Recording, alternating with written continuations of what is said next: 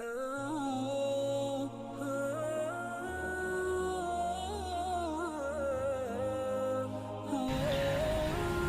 اللہ الرحمن الرحیم رب اشرح لی صدری ویسر لی امری واحلل عقدۃ من لسانی یفقہوا قولی۔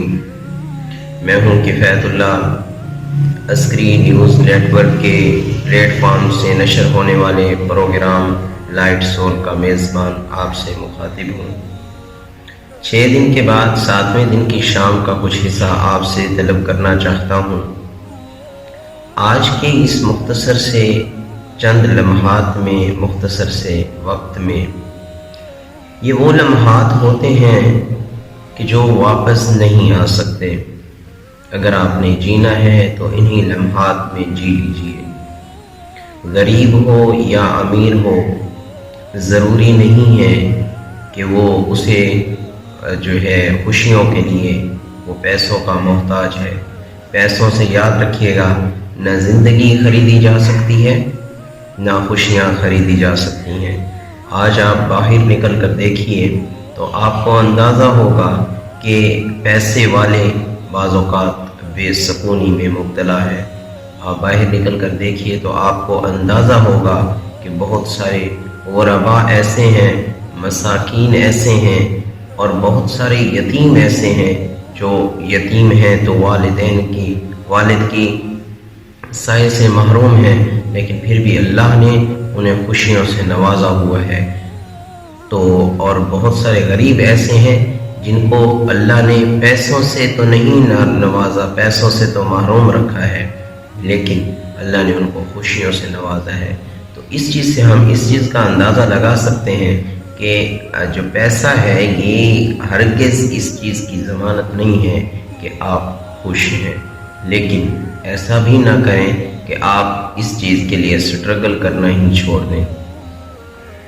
اس کے علاوہ آپ دیکھیے گا، اپنے ارد گرد دیکھیں، ذرا نظر دوڑائیں۔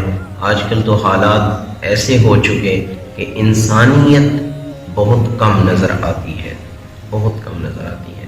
لیکن اگر کوئی مصیبت آ جائے، مشکلات آ جائیں تو انسانیت ابھر کر سامنے آ رہی ہوتی ہے۔ حکمران اتنے زیادہ متحرک نہیں ہوتے جتنے عوام متحرک ہوتی ہے، عوام میں انسانیت نظر آ رہی ہوتی ہے۔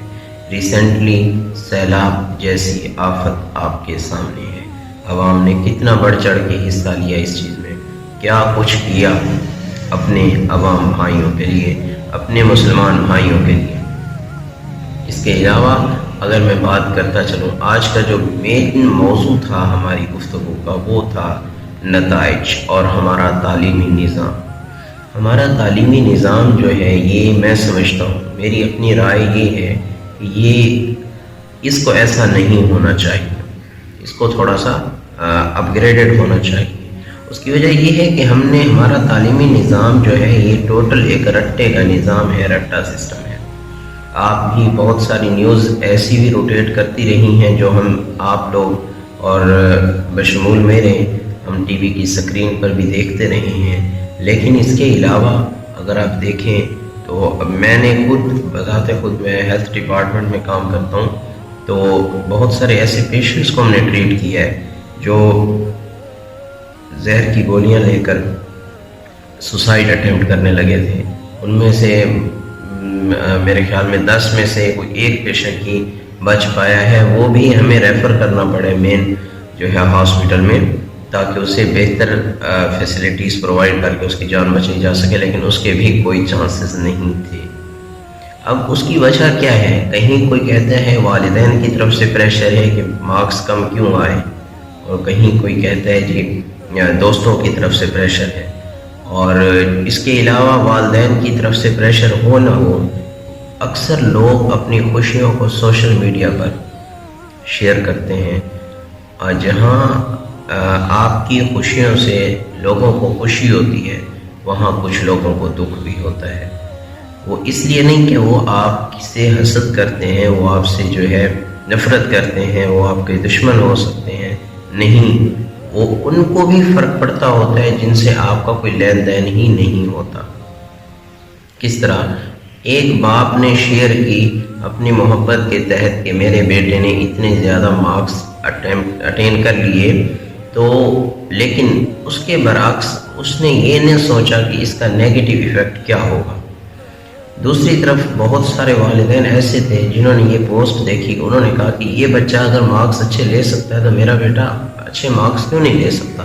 اس چیز کو دیکھتے ہوئے انہوں نے اپنے بیٹے پر پریشر ڈالا اور اتنا زد و کوب کیا، اسے مارا اور اس کی مرنے کی سی حالت ہو گئی۔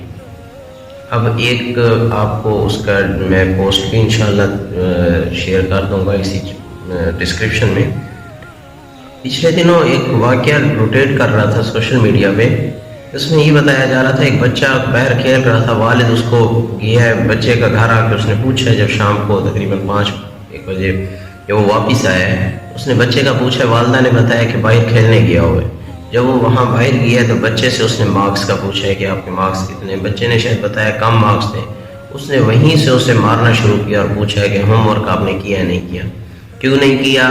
اس چیز پر مارتے مارتے اور آخری حد بھی اس نے پار کر لی، اس والد نے اس پہ تیل چھڑک دیا اور مذاق میں اس نے تیلی جو جلائی تیلی اسے، اور بہت سارا حصہ اس کا جل گیا اور اس کو ہاسپٹل لے جانا پڑا۔ اب آپ یہ دیکھیں کہ اس میں کس کا قصور ہے، یعنی جاہلیت کا دور ابھی بھی باقی ہے۔ پہلے بیٹیوں کو زندہ درگور کر دیا جاتا تھا، اس لیے کہ یہ ہماری جائیداد گھر سے باہر لے کر چلی جائیں گی، اس لیے کہ رزق کی تنگی کے ڈر سے۔ لیکن آج مجھے بتائیے، وجوہات تبدیل ہوئی ہیں، اشکال تبدیل ہوئے ہیں، جاہلیت ابھی بھی باقی ہے، ظلم و ستم کی صورت ابھی بھی باقی ہے، ابھی بھی اولاد پر ظلم ہو رہا ہے، صرف تعلیمی نظام کو لے کر۔ آپ بتائیں کہ تعلیمی نظام کیا کہتا ہے ہمارا؟ آپ کسی سکول کو وزٹ کر لیں، آپ یونیورسٹی کو وزٹ کر لیں، آپ کالج کو وزٹ کر لیں، کہیں بھی یہ نہیں سکھایا جا رہا، بیسیکلی سکلز نہیں دی جا رہی۔ ٹھیک ہے، تعلیم دی جا رہی ہے، علم دیا جا رہا ہے، لیکن عمل پر مبنی چیزیں نہیں سکھائی جا رہی۔ آج ایک اسٹوڈنٹ یونیورسٹی سے نکلتا ہے اور اس کو نہیں پتہ ہوتا کہ اس نے کیا کرنا ہے۔ ماسٹرز ایک اسٹوڈنٹ نے کر لیا، اب وہ پریشان ہے کہ میں کیا کروں۔